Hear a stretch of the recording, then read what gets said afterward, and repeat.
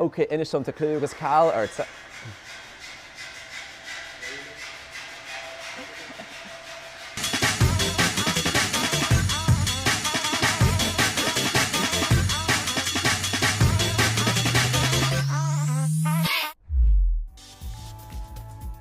Neasa Bheáid mar tatú? Mai, Shuigh. Agus fáilte se go BLOC. Mai. So tá aithne ógin airsa mar láithreoir telefíse ach níl aithne ógin airsa mar connectúne mar dheartha. So ina sin rud beag faoi Neasa Bheáid? Well, tá bhíon is fiche díis agus bhí láthart Neasa bhíon dhearna ar gala sin na hoscoile Corcaí agus ma déanú soide ar na holaíochtaí sóisialta. Cé go go mar láithreoir telefíse is ná sa taithí agus sa a bheith os cóir camera mar tatú agus fi tú go mar mainicín aró.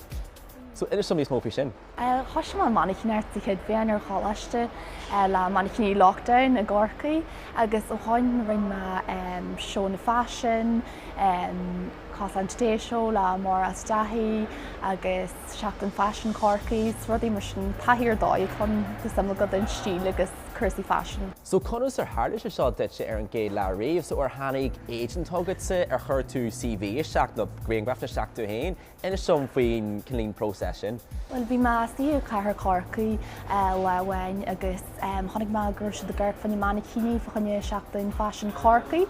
As bhí sama go gcónaí cursí stíl agus fashion síl má go gurthaine staithe. Tá mar staithe agus fear má clia an leid ar gin gurú siad géimeach na bhína mainicín fan seachtaine fashion Corcaí, so sin na dá háise se.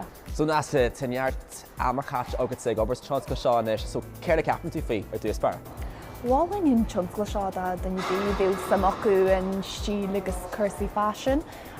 Ballar dóid chun na casú le daoine agus taithí ar dóid genú show na fashions na na dú seachtareachta fiú show na fashion cos a seachtaine fashion Corcaí, rudí mar sin agus bháin in fásta den bhí. So orcum ar an seans go sin Neasa níl mór an taithí agus an ach tá an cuma go bhfuil agus go mbeon neart brú a gceis I mean caithí tú a bheith caithí cuma jazz bheirt san tamar fad.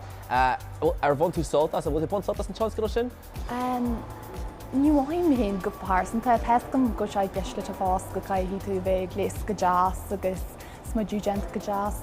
Ní hílam héin sa tionscail a Corcaí ggólann ar iad brúsin na orainn mar níalad ar iad omíochtán mar a bheith málicíach. Ios bhfuil is cinnte go bhfuil tú dulneart Neasa feici mu tú ar an telefís nó sna thuras leir a meachan seo. Iad a daspuile le. Gur míle maith go Micheál.